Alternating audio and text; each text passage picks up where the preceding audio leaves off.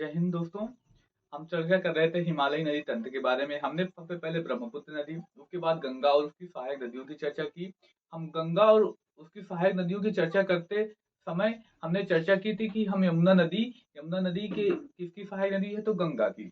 हमने थोड़ी सी इसकी ही चर्चा की थी, यानी यमुना नदी के बारे में बहुत कम डिटेल से चर्चा की थी। आज हम यमुना नदी के बारे में पढ़ना प्रारंभ करेंगे, यानी यमुना नदी और उसकी सहायक नदियों की चर्चा करेंगे। आइए चर्चा करते हैं। देखिए, हमने चर्चा की थी, ये गंगा नदी होती है, कहाँ निकलती है, तो उत्तराखंड से निकलती है। और यहीं पास से एक दूसरी नदी निकलती है, कौन सी, यमुना। ये प्रयाग में जाकर किससे, गंगा से मिल जाती है। यानी यमुना जो नदी हुई किसकी सहायक नदी, तो गंगा की सहायक नदी हुई। आज हम चर्चा करेंगे यमुना नदी विस्तार से कहाँ से निकलती है, इससे कौन कौन से प्रश्न बनते हैं। देखिए, यमुना नदी कहाँ से निकलती है, तो यमुना नदी उत्तराखंड का कौन सा जिला, तो उत्तरकाशी जिला। सेम यही गंगा नदी के साथ भी था उत्तरकाशी जिला, परंतु इसके बाद ये जो लिखेंगे अब वहां से चेंजेस होता है। उत्तरकाशी जिला कौन सा ग्लेशियर से होता है, तो यमुनोत्री ग्लेशियर। जबकि गंगा कौन से ग्लेशियर से, तो गंगोत्री ग्लेशियर से, यमुनोत्री ग्लेशियर से। कौन सी चोटी से निकलती है, तो बंदरपुछ चोटी से निकलती है। किस चोटी से निकलती है, तो बंदरपुछ चोटी से निकलती है। अब देखिए, ये कहाँ से, उत्तराखंड से निकलती है।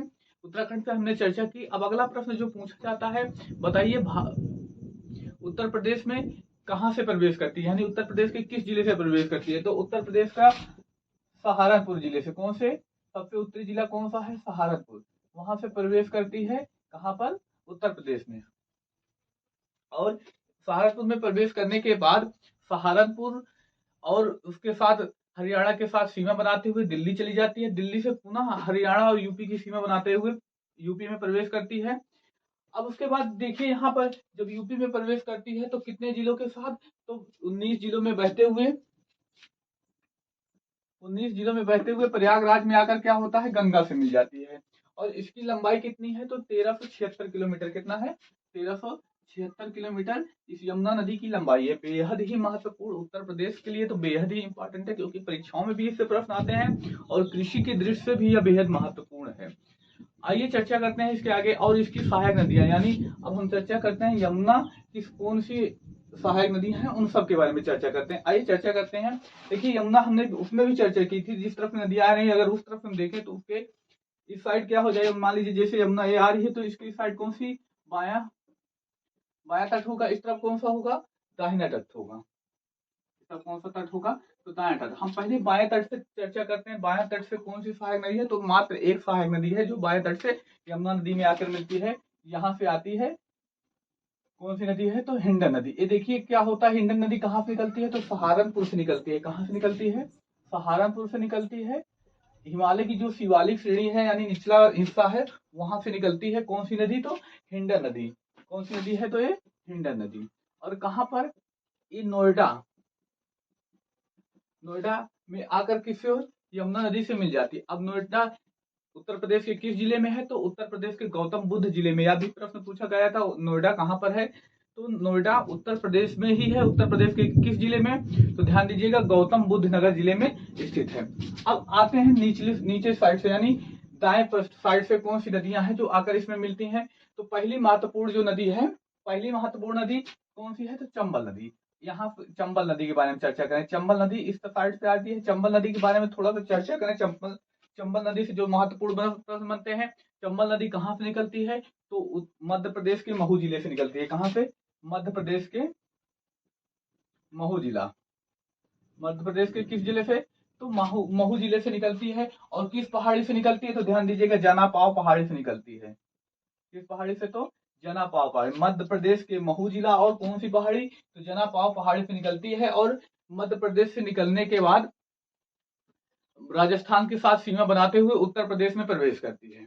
मध्य प्रदेश और राजस्थान की सीमा बनाते हुए कहां पर, उत्तर प्रदेश में प्रवेश करती है। मथुरा और आगरा में बहने के बाद इटावा में क्या होता है, आकर यमुना नदी से मिल जाती है। ये महत्वपूर्ण बिंदु जो इससे पूछे जाते थे। इसकी कुछ सहायक नदियां भी हैं। कौन कौन सी सहायक नदियां पूछी भी जाती हैं, पहली तो है बनास, दूसरी काली सिंध, तीसरी क्षिप्रा। ये क्षिप्रा बहुत इंपॉर्टेंट है, क्षिप्रा।